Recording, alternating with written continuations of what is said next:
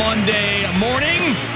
The New York Giants are moving on to the divisional round to take on the Philadelphia Eagles after beating the Minnesota Vikings yesterday in Minneapolis.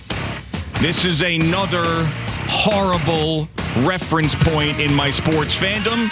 A game, a moment, a day that will haunt me forever. This is what I was trying to say leading up to the game. Then I lost it and said I'm going with my team. But this is what happens with the Minnesota Vikings when they've got loser in their DNA.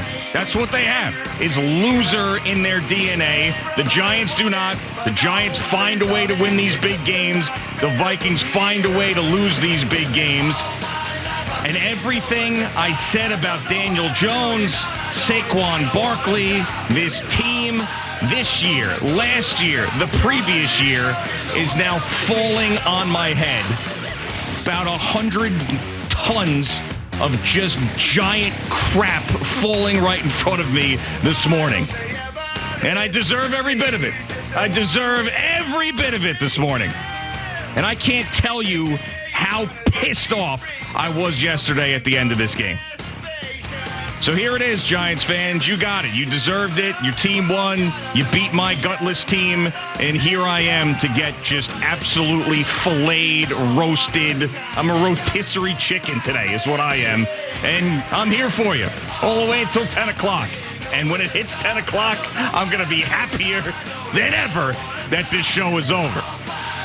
Good morning, Boomer. How are you? A hell of a lot better than you are, I can tell you that.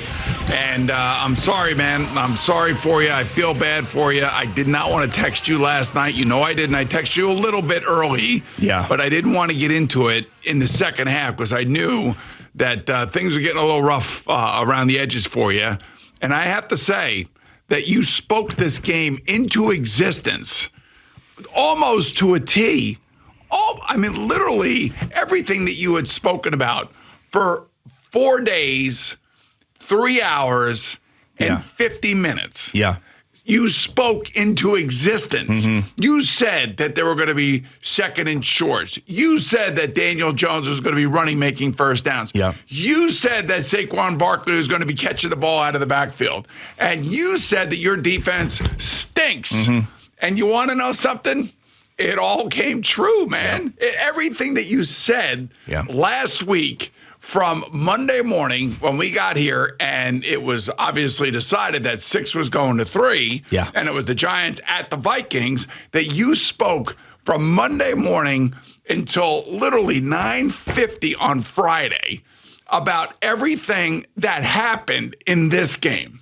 Yeah, I mean, I truly believe, I know this sounds crazy, but I truly believe that somehow the world of the Minnesota Vikings revolves around me. I've gotten to that point now.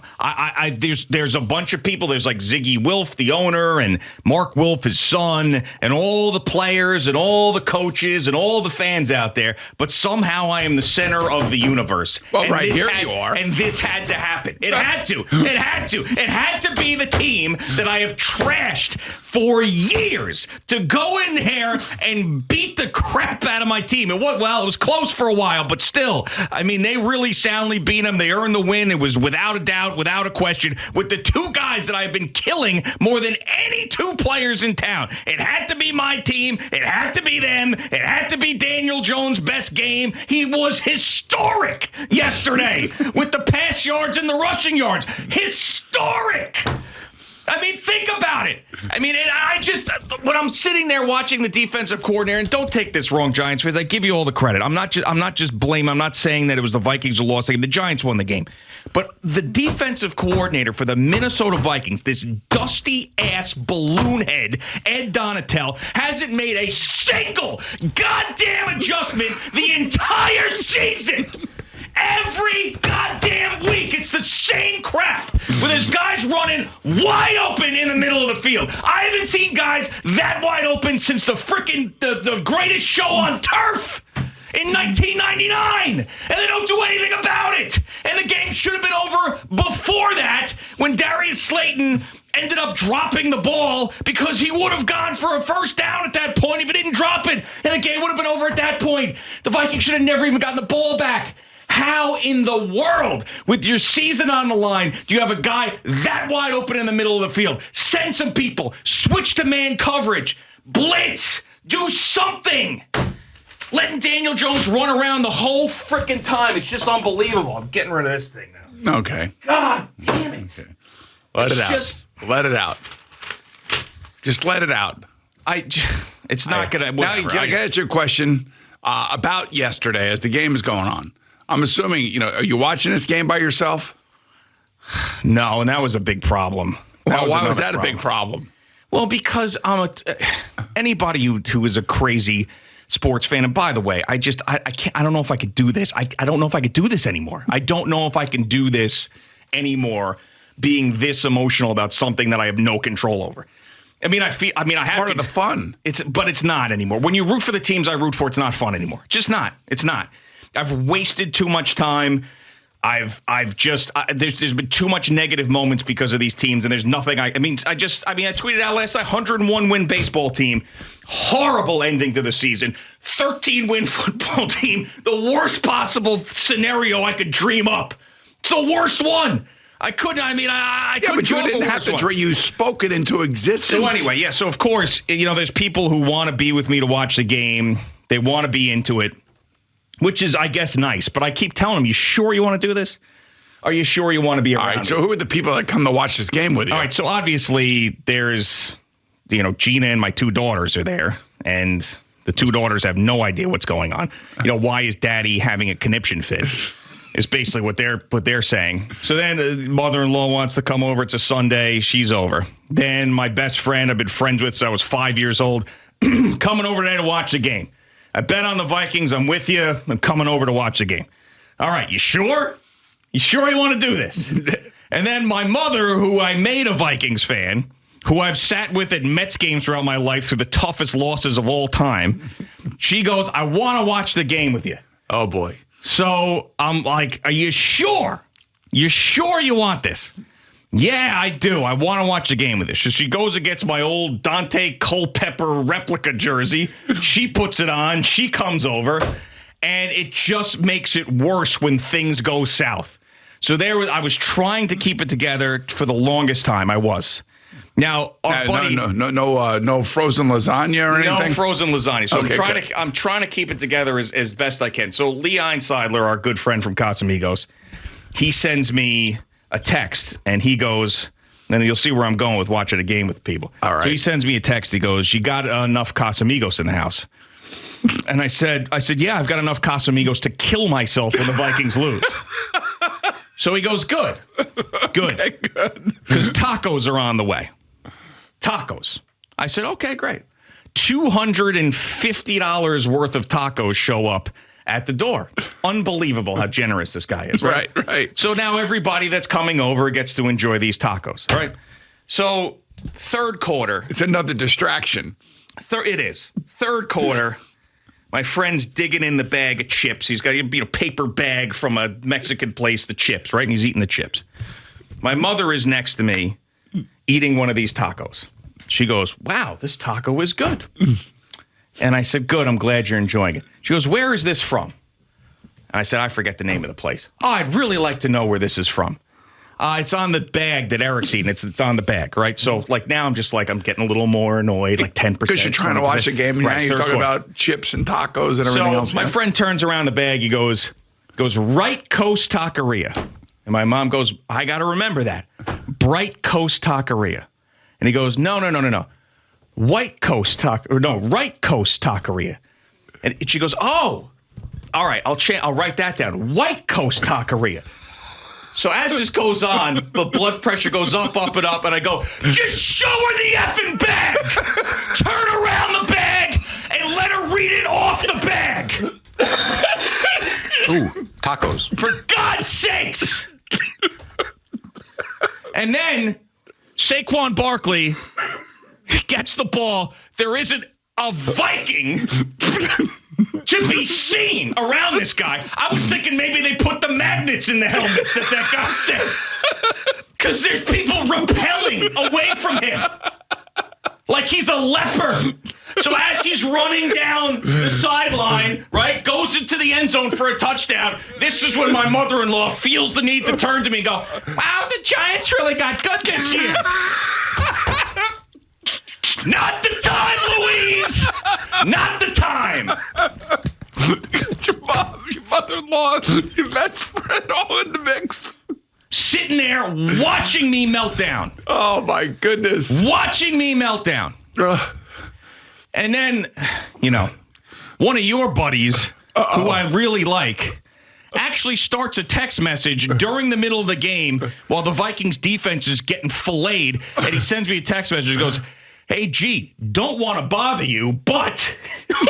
What? But I'm still sending you a text message. Thought you didn't want to bother me.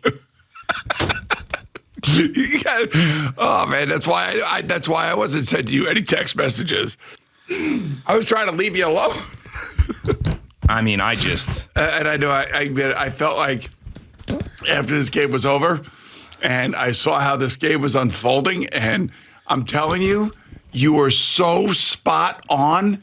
It wasn't even funny about how this game was going to be played out. Right. So, this is if you want the true feel of how everything went down, right? So, when 3 weeks ago, when I thought this was a possibility, at that moment, I felt like they were going to lose the game. And everything I was saying to you, I believe. But as the week went on, I got so angry because the Viking fan in me was just getting so annoyed that everybody was picking the Giants, right? Just so annoyed.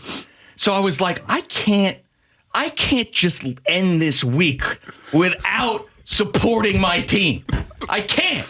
So then, of course, I end up picking them. I go nuts on Friday, but yet everything I said leading up to that it came true. And it's just what my destiny was supposed to be. It really was. And there's probably nothing I can say to the Giants fan today that's going to satisfy them. I will try, but I've got the ultimate respect for your head coach. I've got the ultimate respect for Daniel Jones now. That's true. I got the ultimate respect for Saquon Barkley. Your team is better than my team. You beat us in our building in a playoff game. And honestly, I wish all those years ago, I really do mean this. And I'm not trying to placate you. I'm not trying to butter you up today because I'm going to hear it and I deserve it. But I wish all those years ago I had made a different decision.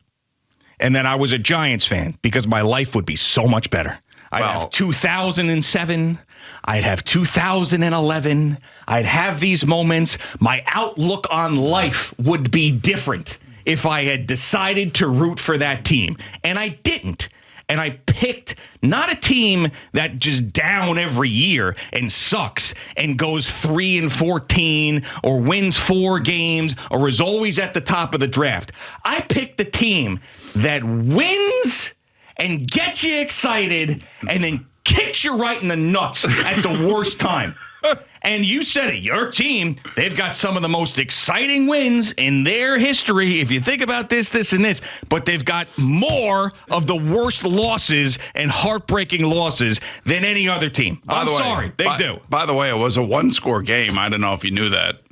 Yeah, there were 11. Another thing I said, I said they were 11-0 in 1-score games. Yes, and it'll be very much Vikings for them to lose the 1-score game in the playoff to the Giants. Now, by the way, so just to put the Giants thing in perspective and how surprising it was to see them score as many points as they did. The last time, or I should say this, in the last 46 games, how many times have the Giants scored more than 30 points? In the last 46 games. I mean, I would probably say twice, 3 times. Twice, and it's happened 2 of the last 3 weeks. Yeah, right. Yeah. So that is how good. But by the way, in all honesty, and we have talked about this for I don't know how long now, and it's probably been since week 1. I would say week 1 in Tennessee. Brian Daboll has unlocked Daniel Jones. He has unlocked him into being a dual threat quarterback that I have not seen him throw the ball that well. I mean, the last 4 or 5 games, he's thrown the ball really well. But yesterday, he was money. I mean, he was accurate, and his running was on display, as you pointed out very well last week that this is exactly what you expected to see. And Daniel Jones is going to get a big payday. Yes, absolutely, and he's earned it. And that's something that I remember. I didn't believe it. I was sort of laughing when we were talking about it internally, but something we said to him at training camp that, if this year goes the way you want it to be, that you'll be taking a helicopter to this interview next year. And we were talking about all the money that could be made, and I was thinking there's no way in hell that's going to happen. And it did. It absolutely did. I don't think that there's been a player that I have been so negative about that has dunked on me worse than Daniel Jones in my history of being a sports fan. How about history of being a sports fan? How about Edwin Diaz's first year? Yeah, no, it was really bad, but yes, that was awful. But it's not like I think we all got dunked on that one. Yeah, sure, absolutely. But I rooted for that team, so I wanted him to do well. I'm not a Giants fan, so it's different. You know what I'm saying? Like, yes. If I were a Giants fan, I'm probably thinking, hey, maybe he could turn it around, maybe he could do this. But not being a Giants fan was just it's a totally different situation. But yeah, I mean, this is as bad as it gets. But, I mean, on the other hand, for all the Giants fans that are listening, you got another spectacular moment. And by the way, you talk about coaching, and I know that the player made the mistake, but still, this game, everything, the defense was terrible for the Vikings. Absolutely nuts, and I could go on and on about that. But there was a key moment that both teams were in the exact same situation. One got it done, one didn't. Fourth quarter, 4th and inches, Vikings in the Giants' red zone, and what happens? False start. There you go. Move it back 6 yards, have to kick a field goal. That was your left tackle, Darisaw, and that should never happen at home where it's really loud for the other team, right? But not loud for your team. Exactly. And you have the experienced quarterback. That should never happen. So there you go. So then instead of taking the lead at that point, potentially scoring a touchdown, they end up having to kick the field goal. Okay, next drive. Guess what we got? We got a 4th and inches for the Giants in the Vikings red zone. They convert. They end up scoring a touchdown on the drive. I actually felt really good for Darius Slayton after the Giants won because that poor young man, I'll tell you, all he's done is kept his mouth shut, gone about his business, isn't any sort of diva, does basically whatever they ask him to do. They've been trying to replace him, and for some reason, he and Daniel Jones certainly have some sort of connection on the field. Oh, without a doubt. And he drops that pass. I mean, I felt sick for him. And, that was the Brian Daboll on the sideline that was talking to Darius Slayton the way that he should have been talking to Darius Slayton. It's okay, man. Don't worry about it. We'll get it for you. We'll get it, that kind of thing. Yeah. As opposed to screaming and yelling at everybody like he was normally. But, this is like an old school, feels like a Bill Parcells coach team, and they're playing like it, and their quarterback – obviously played his. You have to say this is his best game ever because of the fact that he didn't have any turnovers. Yep. He had the 17 rushes for 78 yards or whatever it was, over 300 yards passing, and basically was a dual threat quarterback and made all the right decisions in the passing game. That's right, best game ever. By the way, the interesting thing about all this, I knew that Kirk Cousins got hit a lot yesterday. Yeah, he didn't get sacked once. I know. I really thought that was one thing I was wrong about. I really thought that Giants pass rush would be all over him. So that didn't happen. He got hit a lot, man. He did get hit a lot. He got hit a lot, but I'm talking about getting, sacks, and then the Vikings are in 2nd 22 and stuff like that.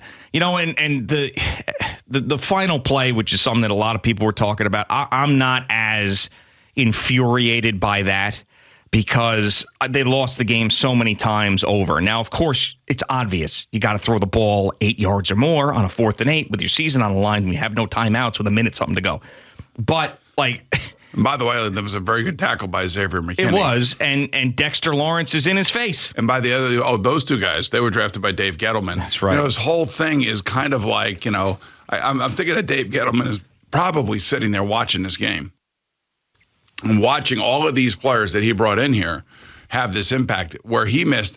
And it's not really him. And people have to understand this outside of these buildings in the NFL. You can talk to anybody who's going through these interview processes for coaching. They'll tell you that the guy that ultimately makes the decision as to who to hire is the owner. That's who makes that. Sure. Ownership makes the decision as to hire who they want as a head coach. The GM just sets up the meetings. The GM sits in on the meetings and then consults with the owner. But the owner is the guy that makes the decision. So we could sit here and say Dave Gettleman got the coaches wrong. I was wrong about that because, I've been speaking to people that are going through this process right now. I've spoken to people that have gone through the process, and every single one of these people say the coach hire is on the owner. That's who that is on. The players are on the general manager. And now all of a sudden you look at some of these players that are here, people complain about Dave Gettleman.